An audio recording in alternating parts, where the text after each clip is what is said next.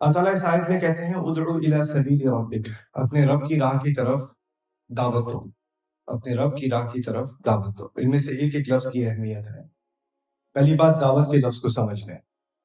جب آپ کسی کو دعوت پر بلاتے ہو، جیسے آپ کسی کو اپنے گھر پہ بلاتے ہو، تو آپ اس کو گھر پہ بلا کے آپ اس کی بےزتی نہیں کر سکتے۔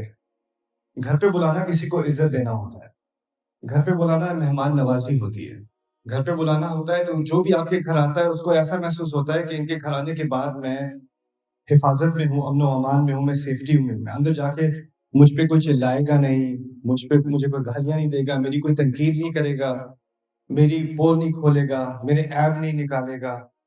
یعنی جب کہا ہے نا پکارو یا بلاؤ، دعوت کا لفظ استعمال کیا ہے، تو بلانے کے لیے کوئی بھی سنے بات، ویسے تو ہم بہت ساری باتیں کرتے ہیں، لیکن ایسی بات کے بارے میں بات کی جا رہی ہے جو انسان سنے اور وہ اس کی طرف آئے، اس کی طرف اس کو آنے کا دل چاہے۔ انفارچونیٹلی ہوتا یہ ہے کہ کبھی کبھی ہم دعوت کے نام پہ ایسی باتیں کرتے ہیں جس سے لوگوں کے دل سخت ہو جاتے ہیں۔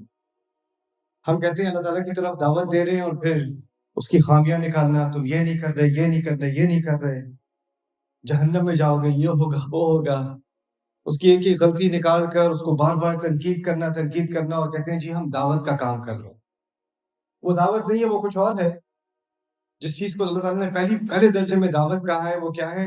جس سے انسان کا دل آپ کی طرف مائل ہو۔ ادعو الی سبیل ربک، پہلی بات۔ دوسری بات یہ کہ دعوت کا جو کام ہے اس میں کوئی آپ کے گھر آئے گا بھی کیوں؟ پہلے تو اس کو تھوڑا سا، اگر آپ پہ شک ہے یا آپ سے اس کو ڈر لگا ہوا ہے یا وہ آپ سے بات نہیں کرنا چاہ رہا یا آپ اتنے فرینڈلی معلوم نہیں ہوتے، تو دعوت کا تو سوال ہی پیدا نہیں ہوتا۔ پہلے تو ایسا ہوتا ہے نا کہ کسی سے دوستی ہوتی ہے، کچھ جان پہچان ہوتی ہے، کچھ ان کو پتہ چلتا ہے کہ آپ کو ان کے بارے میں کچھ پتہ چلتا ہے، انہیں آپ کے بارے میں کچھ پتہ چلتا ہے، پھر وہ آپ کو دعوت دیتے ہیں۔ تو اس میں جو تعلقات پیدا کرنے والی بات ہوتی ہے نا، اس کا بھی ذکر موجود ہے دعوت کے اندر، ادعو الی سبیل ربک۔ اس سے مزید آگے ایک اور بات اللہ نے کہی، اپنے رب کے راہ کی طرف، اپنے رب کی راہ کی طرف دعوت دو۔ تو یہاں راہ کا لفظ بہت ضروری ہے۔ دیکھیں، ایک ہوتی ہے راہ اور ایک ہوتی ہے منزل، ان دونوں میں زمین آسمان کا فرق ہے۔ اور قرآن نے اپنے الفاظ، ہمارے مفسرین نے اس کو بہت خوبصورتی سے بیان کیا ہے کہ قرآن اپنے الفاظ تصویر کے ذریعے بیان کرتا ہے۔ یعنی جب اللہ تعالیٰ الفاظ استعمال کر رہے ہوتے ہیں تو اس سے ذہن میں ایک تصویر بنتی ہے، ایک سین بنتا ہے، اور اس سین میں آپ کسی کو دعوت دے رہے ہو بہت محبت سے، بہت دوستی سے، کہ وہ آپ کے ساتھ ایک رستے میں آپ کو جوائن کریں۔ یعنی اس کا مطلب یہ نہیں ہے کہ آپ کسی منزل پہ بلا رہے ہیں، آپ کسی رستے پر بلا رہے ہیں۔ اور رستے پہ بلانے سے مراد یہ ہے کہ آپ خود بھی نہیں پہنچے ہوئے کسی منزل پہ۔ اگر میں کسی کو بلا رہا ہوں اس طریقے سے جیسے میں تو پہنچ چکا ہوں، تمہیں دیر ہو رہی ہے پہنچنے میں، جو پکارنے والا ہے، جو اللہ کی طرف بلانے والا ہے، سننے والوں کو ایسا محسوس ہو کہ یہ سمجھے تو یہ تو بہت ہی پہنچی ہوئی چیز ہے، بس میں ہی پیچھے پڑا ہوں، اب یہ میرے لیول تک آ جائے تو پھر یہ کچھ ان کی کوئی حیثیت ہوگی، تو یہ سبیل کی طرف دعوت دینا نہ ہوا۔ جس راستے کی طرف دعوت دی جا رہی ہے وہاں تک کہ اس کے بارے میں تو ہمارے نبی نے بھی کہہ دیا، ان سے بھی کہلوا دیا صلی اللہ علیہ وسلم، قل هذه سبیلی، کہہ دو یہ میرا راستہ ہے۔ یعنی وہ بھی ایک راستے پر چل رہے ہیں اور پھر وہ ساتھ ساتھ اوروں کو بھی پکار رہے ہیں کہ تم بھی اس راستے کو میرے ساتھ جوائن کرو۔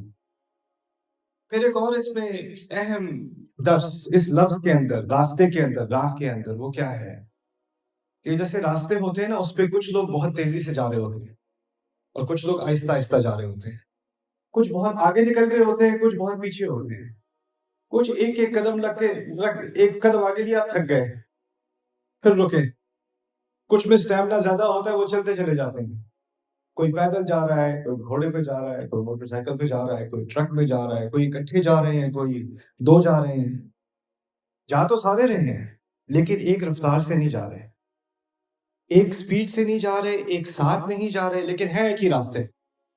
ہو سکتا ہے کوئی 50 میل آگے، کوئی 50 میل پیچھے ہے۔ اب اس کو سمجھنے کی کوشش کریں کہ جب آپ کسی کو اللہ کی راہ کی طرف پکار رہے ہوتے ہو نا، تو اگر آپ اس راہ پہ چلتے رہے ہو تو آپ کہیں تک پہنچ گئے ہو۔ جب آپ کسی اور کو بلا رہے ہو نا، تو اس سے میں یہ توقع نہیں کر سکتا کہ جہاں میں پہنچ گیا وہ وہاں سے شروع کرے۔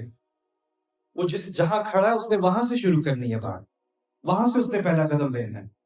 اور میں اس سے یہ توقع بھی نہیں کر سکتا کہ وہ میری سپیڈ سے چلے. تیز تیز چلو، جلدی جلدی چلو. تم اتنے آہستہ کیوں چل رہے ہو؟ تھک کیسے گئے؟ رک کیوں گئے؟ اگر آپ نے راستے کی طرف بلایا ہے اور کسی نے فرض کرنے راستہ بھی شروع بھی نہیں کیا، سفر اپنا شروع بھی نہیں کیا، بس اس کی تیاری کر رہا ہے یا سفر کے بارے میں سوچ رہا ہے یا سفر کے لیے کچھ سامان پیک کر رہا ہے، کچھ کر رہا ہے، تو اس نے سفر میں کوئی پروگرس ابھی نہیں کی، آپ کو پروگرس نظر بھی نہیں آ رہی، لیکن پھر بھی وہ پروگرس ہے. آپ نے دعوت دی ہے سفر کی، تو اس نے کہا ٹھہر میں ذرا کچھ تیاری کر لوں. یہ چیزیں میں آپ کے سامنے اس لیے رکھنا چاہ رہا ہوں کہ آپ کو یہ چیز سمجھ میں آئے کہ جب آپ کسی کو دعوت دیتے ہیں نا، تو آپ کو سمجھنا پڑتا ہے کہ جہاں میں ہوں، میں اس پر یہ پریشر نہیں ڈال سکتا کہ وہ اوور نائٹ ایک ہی دفعہ سنا کے وہ وہاں آ جائے جہاں میں کھڑا ہوں. آپ کو کچھ ٹائم لگا، فرض کریں آپ نے 5 وقت کی نماز پڑھنی شروع کر دی. اب آپ کو بے چینی ہوئی کہ میرا کوئی ماں ہے، اس کو بے چینی ہوئی میرے بچے بھی اب نماز پڑھنی شروع کر دیں. میں اتنا عرصہ غفلت میں رہی ہوں، مجھے خیال نہیں تھا نماز کا، اللہ نے میرے دل میں اس کا اپنا خوف ڈال دیا، اب میں نے نماز پڑھنی شروع کر دی، اب مجھے بے چینی ہے، میرے بچے بھی غفلت میں ہیں. تو وہ روز بچوں کو نماز پڑھو نماز پڑھو نماز پڑھو نماز پڑھو، نماز کیوں نہیں پڑھ رہے؟ خدا کا خوف کرو، پتہ نہیں ہے تمہیں. وہ اب یہاں پہنچ چکی ہے اور وہ چاہتی ہے بچے فوراً وہاں پہ پہنچ جائیں. لیکن بچوں کے ساتھ ہوتا کیا ہے؟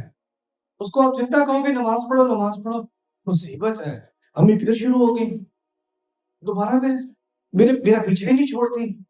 اور پھر ایسی مائیں ہزاروں کی تعداد میں میرے پاس آ چکی ہیں، کہتی ہیں میں اپنے بچوں کو کہتی رہتی ہوں نماز پڑھو، وہ سنتے ہی نہیں ہیں، بلکہ وہ الٹا انوئے ہو جاتے ہیں، چڑ جاتے ہیں، ضد میں آ جاتے ہیں. وہ تو مجھ سے بھاگتے ہیں، وہ سمجھتے ہیں میں جیسے ہی وہ نیوز بولوں گی میں ان کو دوبارہ خطبہ سنانا شروع کر دوں گی، تو میری بات ہی نہیں سنتے. تو میں تو کہتا ہوں ٹھیک کرتے ہیں. اللہ تعالیٰ نے جو بات سمجھائی ہے، اگر آپ کے ساتھ ایسا کیا جاتا تو آپ بھی کبھی نماز نہ پڑھتی. اللہ تعالیٰ نے ایک وقت پر آ کر آپ کے دل میں کوئی چیز ڈالی ہے، اور وہ کسی نے نرمی سے بات کی ہوگی تبھی ڈالی ہے نا، اور کسی نے آپ کے ساتھ کچھ تحمل سے کام کیا ہوگا تبھی ڈالی ہوگی.